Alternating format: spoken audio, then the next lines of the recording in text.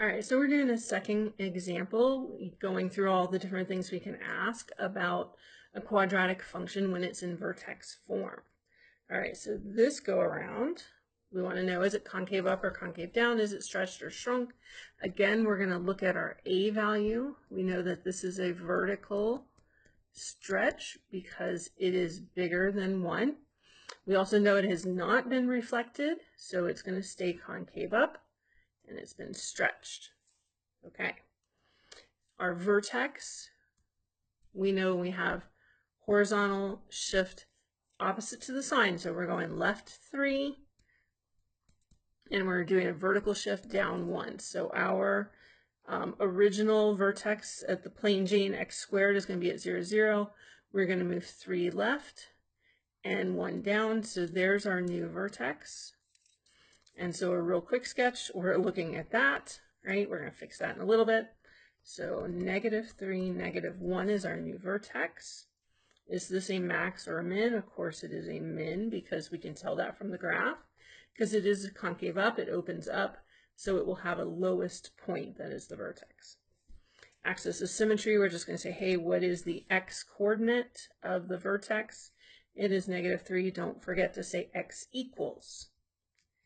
And our x-intercepts, we're going to have to do the same thing as before. We can set our equation equal to 0. I'm going to do it over here. I got enough space there, maybe. So 0 equals, I've got to go ahead and, well, I don't want to FOIL it out. We're just going to go do the same thing we did last time. So we're going to add 1 to both sides. I'm just going to do that. There we go. All right, we're going to divide through by 2. We're going to take the square root of both sides. So again, not going to be pretty. So square root of 1/2, that of course will be plus minus x plus 3. And then we're going to subtract 3 from both sides. So our x-intercepts are going to be -3 plus or minus square root of 1/2, or root 2 over 2. So as to not give your high school teacher a coronary. Those are x-intercepts. What's our y-intercept? We're going to plug 0 in for x. So we're going to say 2 times 0 plus 3 squared minus 1. So that's 3 squared is 9 times 2 is 18 minus 1 is 17. So that's way off the graph. Can't show that one. So our sketch here, again, I'm going to pull up GeoGebra because I don't know what is -3 plus square root of 1/2, right? So that's one of our roots, and then -3 minus square root of 1/2. So we've got -2.29 and -3.70.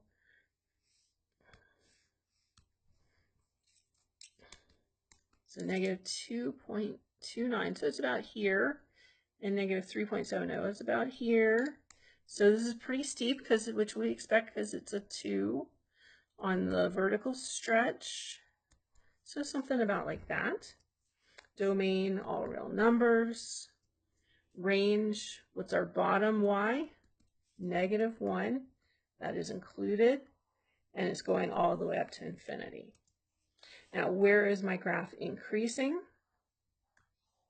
We're going to say, oh yeah, it's getting higher and higher and higher on the right side of the vertex. So we will say from, what is that, x -3 to infinity, and decreasing on the other side, so that would be -infinity to -3. There we go. And might as well just stop, let's stop this example. There we go. Next video.